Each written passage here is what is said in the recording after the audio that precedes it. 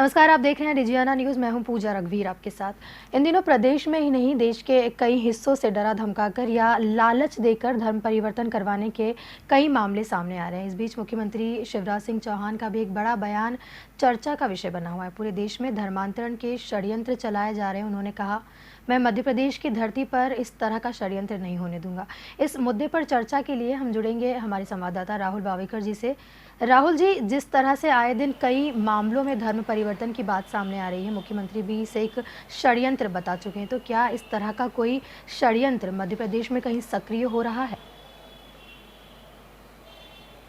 जी बिल्कुल पूजा, कहा जा सकता है कि धर्म परिवर्तन या ये कहें कि मतांतरण जो है वो काफ़ी गंभीर विषय है और इसको लेकर लगातार सुर्खियां भी बनती रही हैं। कई बार इस तरह के ऐसे वाक़ये होते हैं, घटनाएं होती हैं जो इतनी ज़्यादा तनाव वाली हो जाती हैं कि जो ये कहें कि मतांतरण के जो विषय है उसके चलते ही पूरा जो क्षेत्र है वो काफ़ी ज़्यादा संवेदनशील हो जाता है।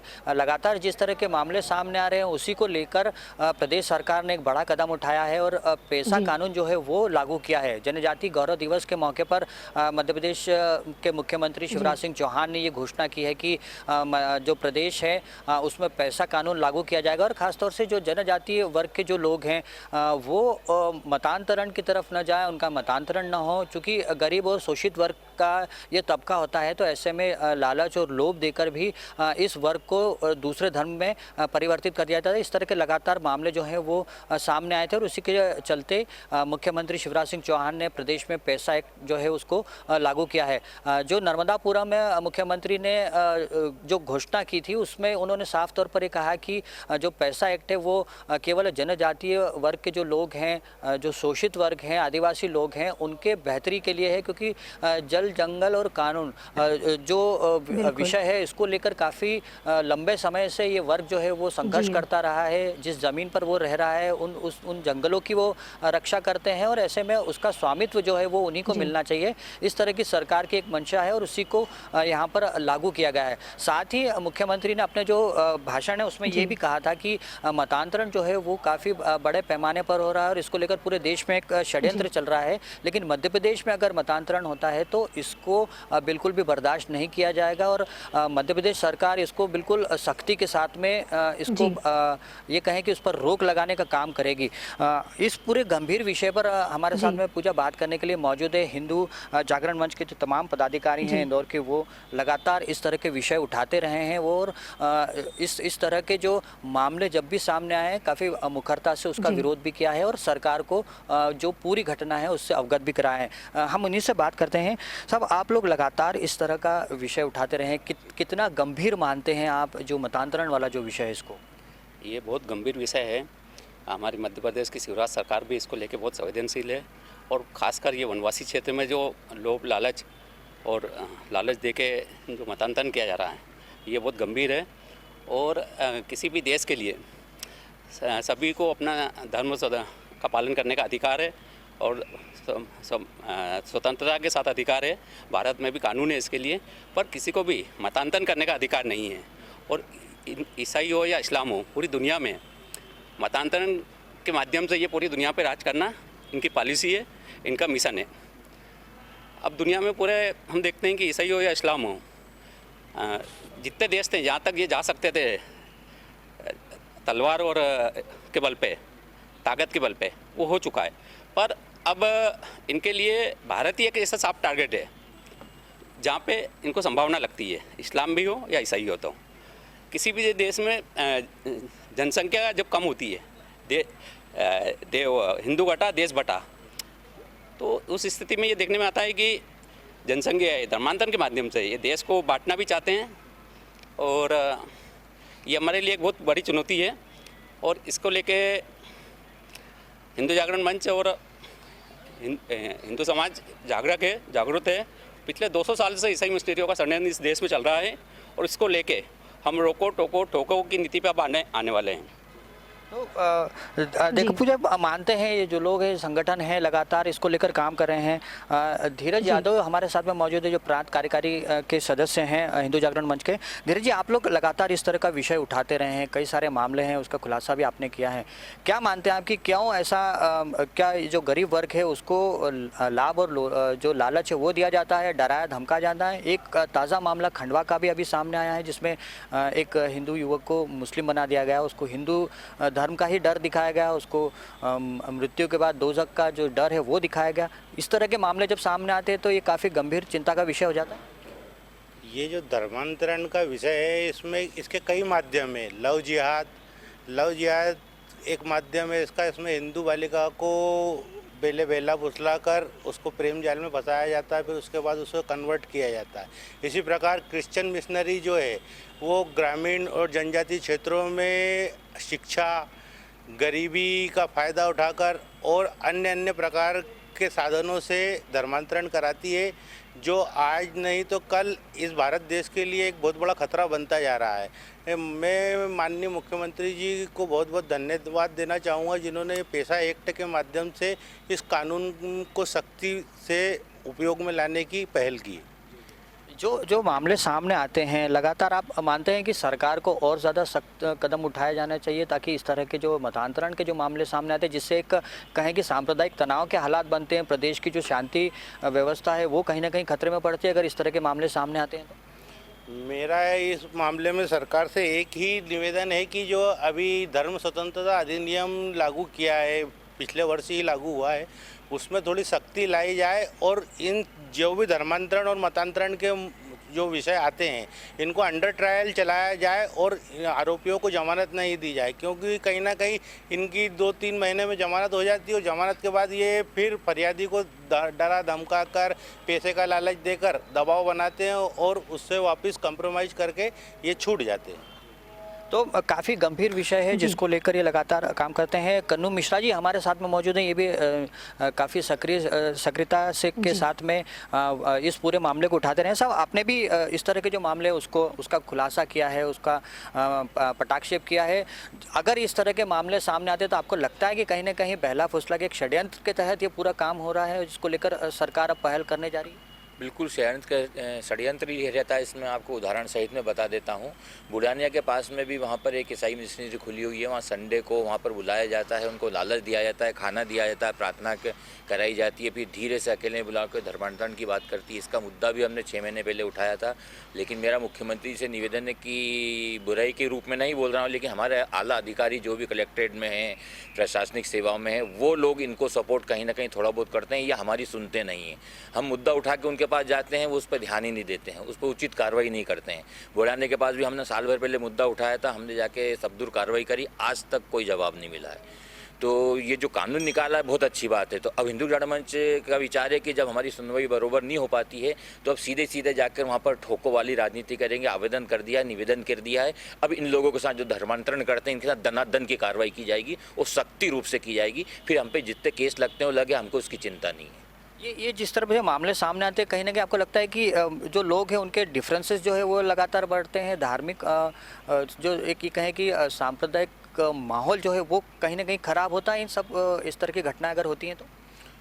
स्वाभाविक बात है कि अगर किसी धर्म के साथ आप कुठाराघात करेंगे तो उस संप्रदाय के लोगों के मन में कुछ ना कुछ रोष तो आएगा ही सही, और उसी रोष के कारण ये सांप्रदायिक तनाव की घटनाएं बढ़ती जा रही है।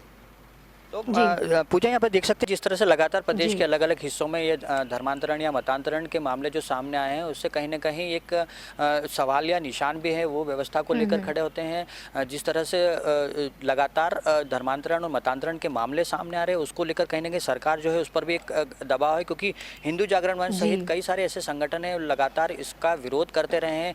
जो गरीब वर्ग का जो व्यक्ति है उसको अगर उसका मतांतरण किसी कारण से होता है तो ये एक पूरे समाज की जिम्मेदारी हो जाती है कि इस तरह के हालात ना बने कि उसे अपना धर्म बदलना पड़े। अच्छा, आप बता रहे थे कि जो खंडवा वाला जो मामला था उसको लेकर भी काफ़ी ज़्यादा चर्चाएं हैं। इस तरह के अगर मामले सामने आते हैं ऐसे में सरकार का ये इनिशिएटिव जो है, मुख्यमंत्री शिवराज सिंह चौहान का ये जो बयान है उसको आप कितना महत्वपूर्ण मानते हैं? क्या इससे लगाम कसी जा सकेगी इस मतांतरण को? बिल्कुल कसी जा सकेगी।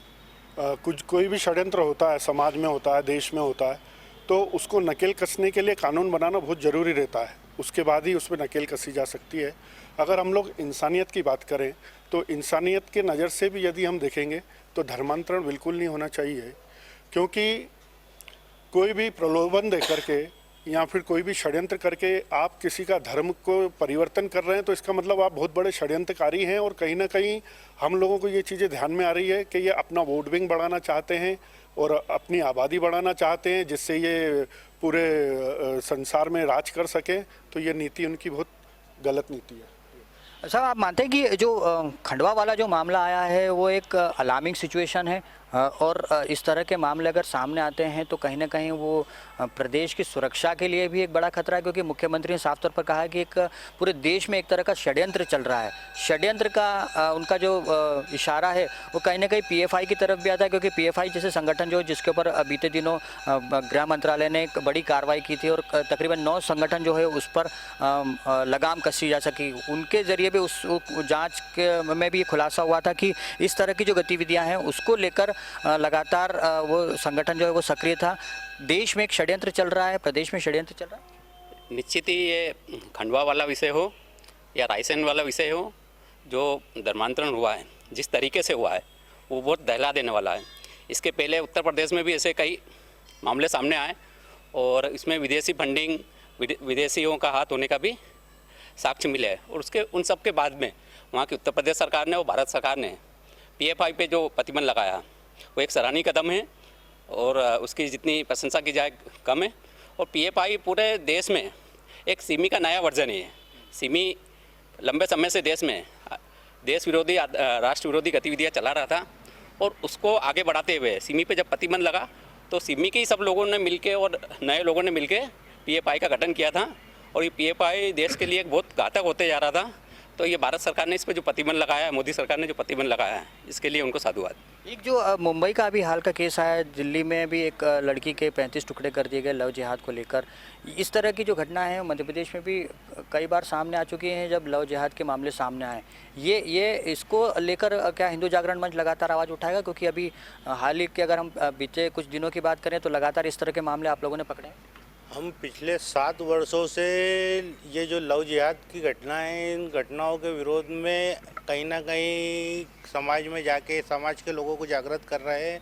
और इसके अलावा जो दिल्ली वाली घटना है या बम्बई वाली घटनाएं हैं, और अभी लखनऊ में भी एक घटना मामला सामने आया है, वो एक बालिका को छत से फेंक दिया गया। तो इस प्रकार की जो घटनाएं, ये पहले तो क्या है कि प्रेम जाल में फंसाया जाता है। प्रेम जाल में फंसाने के बाद बालिका को जब कहा जाता है कि तुम अपने धर्म को परिवर्तन करो और वो परिवर्तन नहीं करती तो उसका 35 टुकड़ों में मिलना या छत से फेंक देना, ये एक क्या लगातार इस तरह के मामले सामने आते हैं तो आप लोग उसको लेकर आवाज़ उठाएं? हम लगातार आवाज़ उठाते आ रहे हैं और आगे भी इस विषय को लेकर आगे भी आवाज़ उठाते रहेंगे। और लव जिहाद मध्य प्रदेश की धरती पर बर्दाश्त नहीं किया जाएगा। पूजा, ये कहा जा सकता है कि ये काफ़ी गंभीर विषय है, क्योंकि सब ही ये मामले जो हैं वो आपस में जुड़े हुए हैं। कहीं ना कहीं अंततः मतांतरण को पर जाकर ही ये मामले जो हैं वो समाप्त होते हैं। कहीं ना कहीं इस बात से इनकार नहीं किया जा सकता, जिस तरह से मुख्यमंत्री ने कहा है कि पूरे देश में और प्रदेश में एक तरह का षड्यंत्र चल रहा है कि मतांतरण को बढ़ावा दिया जाए। जो कन्वर्जन हो रहा है वो काफ़ी तेज़ी से हो रहा है और इसको बिल्कुल भी बर्दाश्त नहीं किया जाए। कहीं ना कहीं जिस तरह से सरकार ने अपनी मंशा जाहिर की, उससे इतनी तो भी उम्मीद बन रही है कि अब इस तरह के मामले कोई सामने नहीं आएंगे, ताकि ये जो स्थितियां हैं वो दोबारा से निर्मित ना हो। साथ ही एक जो देश के अंदरूनी सुरक्षा जो है वो खतरे में ना पड़े, क्योंकि इस ऐसे मामले जब सामने आते हैं तो कहीं ना कहीं लोगों के बीच में एक वैमनस्य बढ़ता है, उनके बीच में दूरियां बढ़ती हैं और कहीं ना कहीं एक ये कहें कि अप्रिय माहौल जो है उनके बीच में और समाज के बीच में बनता है। तो जाहिर सी बात है कि अगर पैसा राहुल जी, ज़्यादातर मामले जो धर्मांतरण के मुद्दे के हम देखते हैं, ये किसी विशेष समुदाय में शादी होने के बाद धर्म परिवर्तन से सामने आते हैं, या इसके अलावा देखा जाए तो गरीब लोगों को बरगलाकर धर्म परिवर्तन करवाया जा रहा है और इसे लव जिहाद से भी जोड़ा जाता ही रहा है। लेकिन क्या जिस तरह से हम देखते हैं कि प्रदेश के निचले हिस्सों में, जहाँ जैसे कि अगर हम बात करें झाबुआ की, जैसे उन ज़िलों की बात करें तो वहाँ पर एक गरीब तबका ज़्यादा है, एक इलिटरेट पीपल वहाँ पर ज़्यादा है, पढ़ाई लिखाई नहीं है, तो और कहीं ना कहीं गरीबी है, भुखमरी है, जिस वजह से वो लोग कई बार धर्म परिवर्तन उनके साथ किया जाता है, वो मजबूरी होती है उनकी। तो क्या सरकार के कुछ इस पर वो नहीं बनते हैं कि वो इस तरह से चीज़ों को रोके, उन्हें कहीं ना कहीं वो सुविधाएं कम से कम उतनी मुहैया कराई जाए जिस तरह से उन्हें अपना धर्म परिवर्तन ना करना पड़े, क्योंकि कहीं ना कहीं वो भी किसी मजबूरी के चलते ये चीज़ उन्हें करनी पड़ती होगी। तो इस पर क्या कहना चाहेंगे?